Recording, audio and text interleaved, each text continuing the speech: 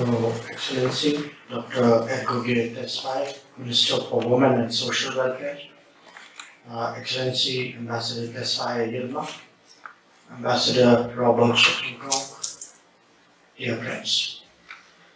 Let me say what a great pleasure it is to see you early in the morning, and that too at occasion like the inauguration of the new embassy building. As the ambassador told you, I've been myself an ambassador in my time. Of the 4 ambassadorships that I did, I saw in 3 of them a new embassy or a new ambassador's residence. So I know what a feeling of pride it is for the ambassador, for the embassy, for the Indian community, because for them a new, better, more modern, larger embassy is also a message. And also, as the minister pointed out, for the relationship, because every time an embassy expands, every time it undertakes additional activities, it is a contribution to the relationship. I'm actually on my way to Kigali for the Commonwealth Heads of Government meeting. But since I had various options, and I think Ambassador persuaded me that I must be here with you today, and I'm so glad that this actually has happened. Let me reflect a little bit on this occasion about our relationship and also about the role of the community in our relationship. And Mr. I come to you as part of that. I think all of you know that between India and Ethiopia, our relationship is truly historical. Now, usually when people use the word historical, they mean hundreds of years. I think in our case, actually, it's probably thousands of years. And it's very interesting that you have Indian. I know you know better than me that there are Indians who have made Ethiopia their home for 4 or 5 generations. But there are people from Ethiopia who made their home, including in the state that I represent in Parliament, Gujarat, for probably very much longer than that. So there are really very long linkages between us, linkages which is reflected in our habits, in our customs, in our dresses, in our eating. But today, the contemporary version of it is really an Indian community, which I believe is about 5,000 years old, or 5,000 numbers strong. And perhaps what is a speciality of your community, the fact that you have such strong links with the local society, and you've made such a deep contribution, especially in the field of education. So when we in India think about the Indian community in Ethiopia, for us it is not just Indians who have been entrepreneurs or Indians who have set out to seek their prospects elsewhere. It is also Indians who have served Ethiopia well, also over multiple generations, who have contributed to nation building here, and who have stayed here through times which were difficult and times which were good, and for their sense of attachment is something which is really very laudable and certainly characteristic that I think both governments recognize. Now, one natural consequence of that, of course, is that education has become a very important medium of cooperation and exchanges between us and, again, the minister, but not just the minister. I think some of our Ethiopian colleagues here also in the morning told me that they too have spent time in Indian institutions. And I want to say that we are really proud of that, and we see that as a particular bond that we have with this country. A lot of that is done by scholarships which are provided, but we also have initiatives of the Ethiopian government. There are a lot of self-finance students. So the point I'm making is that the human connect between us, the community which lives here, the people who have taught, who are still teaching here, the students who have studied in India, the exchanges between us, the business transactions. This is today really what the relationship is about. Of course, the governments have their policies, and we certainly build on other aspects of it. But you are actually the foundation of the relationship. And my presence here today and my meeting with all of you is really to convey that message, that we value really the foundation which the Indian community provides to the relationship. I also was told that apart from the minister, the Speaker of the House of Representatives is also an alumnus of India. A number of state ministers have studied there. And of course, the minister was conferred the Distinguished ICCR Alumni Award in 2021. So these are, as I emphasized, a testimonial to our relationship. But I turn to a different part of the human connect, and I would like to recognize the presence of Mr. Sardar Bala, because he not just as an awardee, a PBD awardee in 2021, but as a symbol really of today how far and wide the Indian community has gone, the challenges that they have faced, the successes that they have achieved. And I want to tell you that in India, there is a much stronger connect today with the community. You will see, particularly after Prime Minister Modi assumed office, that the sense of between the motherland and the Indians who have gone abroad, the emotional connect, the care which we have taken for each other, the contributions that we often get from the community during our times of difficulty at home, the efforts that we make from the government when our citizens or our people are stuck outside. And we had some difficult situations even in Ethiopia in the last few years. I think all of this speaks today of a very changed really relationship between India and the Indian community abroad, between the government of India, how we perceive our obligations and duties, and I would say even our sense of belonging with all of you. I'm also very struck by the economic presence that India has in Ethiopia. I know that there are a very large number of companies here, and I understand that we are among the top investors. I think we are the second largest employers, foreign employers of in this country. And certainly here too, I want to send you a message that we support Indian economic activities abroad. That obviously business is done by business people, but it is the obligation of the government to provide an enabling environment and a supporting environment. So wherever there are issues where it is necessary for us to step in some way, we are there for you. In terms of our bilateral relationship, I think you will all recall that our Rashtrapati ji had visited Ethiopia in October 2017, and the Deputy Prime Minister of Ethiopia, my counterpart, has visited India in February 2021. And we certainly look forward to more visits in the coming future. I again want to place this in a context. There is, under the Modi government, a much stronger focus on Africa.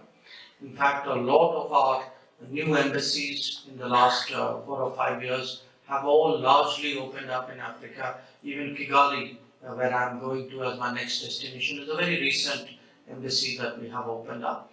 And that is because we see the promise of Africa, we see the promise of the relationship with Africa, and we believe that it is important for us to have as effective a ground presence as possible. So I want you to know, though this is one of our oldest relationships in Africa, if not the oldest, nevertheless, you should also have a sense what is happening between us and the rest of the continent. There are, even in the brief time that I've been here, the ambassador has spoken to me about the contributions that the community has made and the activities that the community has undertaken. I was very pleased to know that the International Day of Yoga, which was marked yesterday, was celebrated in a very, very big way and through really multiple events in Ethiopia. But apart from these activities, there are the daily contributions which people make. I know that some of you have really, apart from your professional or business commitments, have made an effort really to contribute your skill, your knowledge, your energy to the Ethiopian society. That is something which we certainly know. For us, sitting in India, we take, I would say, pride in whatever Indians do abroad, whatever good Indians do abroad. So I also want to take the opportunity to recognize that. Now, it's natural that sitting in India, we always have concerns and interests about our citizens outside. And it is equally natural that citizens abroad have a concern about what is happening in India. So I just want to spend a little time telling you, about the changes in India, because I think those of you who have been here for some time and COVID has made travel very difficult in the last few years, you would perhaps like to know about these changes. Like the rest of the world, we have been through a very difficult 2 years. And I think almost all of you would have relatives and friends about whom you would have, from their COVID experiences, would have understood the intensity of challenges that we went through. But what I want to highlight to you today is that the pandemic could have been much more devastating. It could have been much more devastating because if you remember, you won't actually remember, but if you read about what happened 100 years ago in the Spanish flu, a lot of people in India actually died of hunger.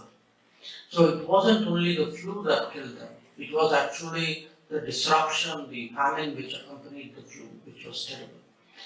This time around, we have ensured that for all the problems that we faced for those 2.5 years, that the people of India did not suffer from want of food.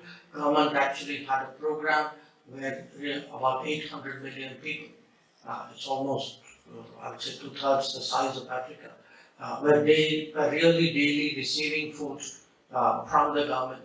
The 400 million people actually had money put in their bank accounts. So the most vulnerable sections of society had a support system. And it had a support system because today we have the digital backbone to deliver that. That thanks to Aadhaar, thanks to the fact that everybody, Jan Dhan Yojana, so that everybody has a bank account. Thanks to the fact that, we are today a very mobile, almost everybody has a phone connect. That we were actually able to reach out to the population and do something very massive without corruption. So both in their own way are very remarkable developments for us. Now, it wasn't just the food and the financial support we gave. I think it is equally remarkable that we were among the earliest countries to start vaccinating. And we were among the earliest countries to start vaccinating because we were among the earliest countries to produce vaccines. So ask yourself, what would have happened today if we had not had that ability to produce? If there were no Make in India vaccines, our turn in the queue would have been somewhere down there. If there were no invented in India vaccines, that confidence with which we dealt with COVID would not have been there. But look beyond vaccines. We actually had a platform in India. I mean, some of you, I don't know if any of you actually went to India and got yourself vaccinated. There was a platform called COVID. So everybody on the phone got a message saying today is your vaccination date or whatever. Next week is your vaccination date. So your first dose, your second dose, now your precautionary dose. So we were actually able to vaccinate 1 billion people very smoothly without too many people in a sense choking the system, people in a disciplined manner waiting for their turn. And I cannot tell you what a big achievement that is, because when I travel around in the rest of the world, I still see societies struggling even now with vaccination.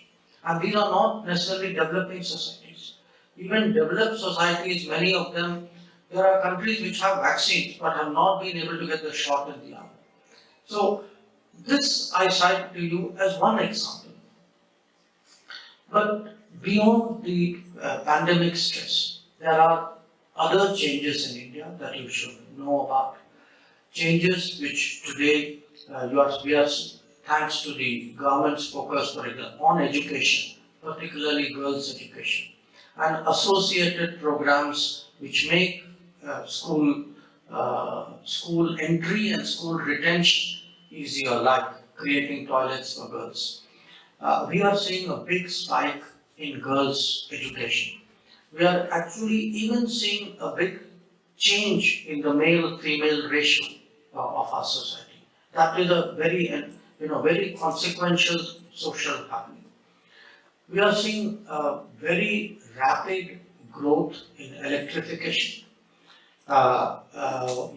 If you look at the beneficiaries of electrification today, they are really, any number which I'm talking about, I'm really talking in hundreds of millions. That the big push right now, because we feel we have now achieved great success in electrification, is for water, for tap water. There is also enormous scheme for providing houses in cities. It's called Pradhan Mantri Awas Yojana, houses in the countryside.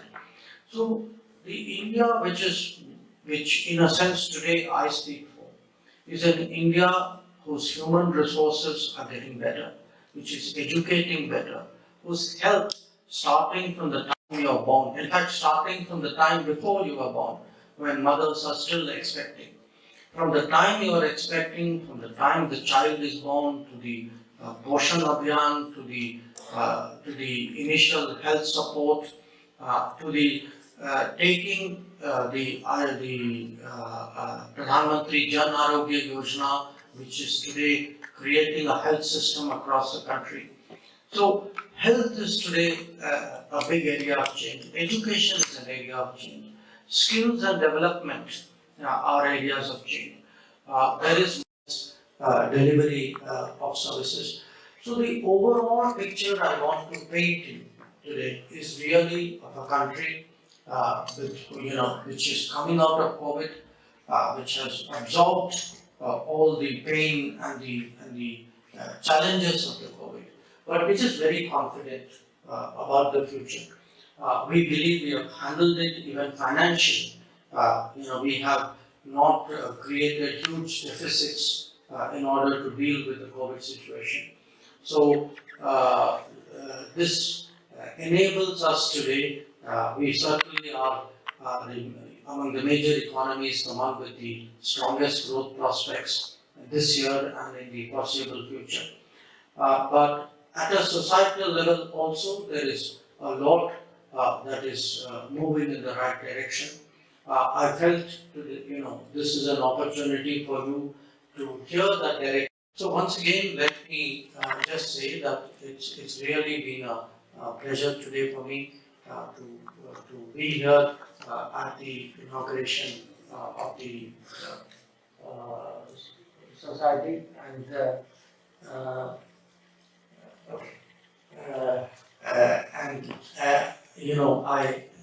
my back was towards the screen, so I actually didn't see that it was so appropriate in community that you have really a sterling record here. This is a land where you have long had a presence. And in any country, in any society, it will have its ups and downs. When you are there, you have to go with the ups and downs. I think the one good thing about Indians everywhere in the world, way to you the greetings of Prime Minister Modi, the good wishes of the citizens of your motherland, and I thank the Minister and her colleagues for joining us today. Thank you.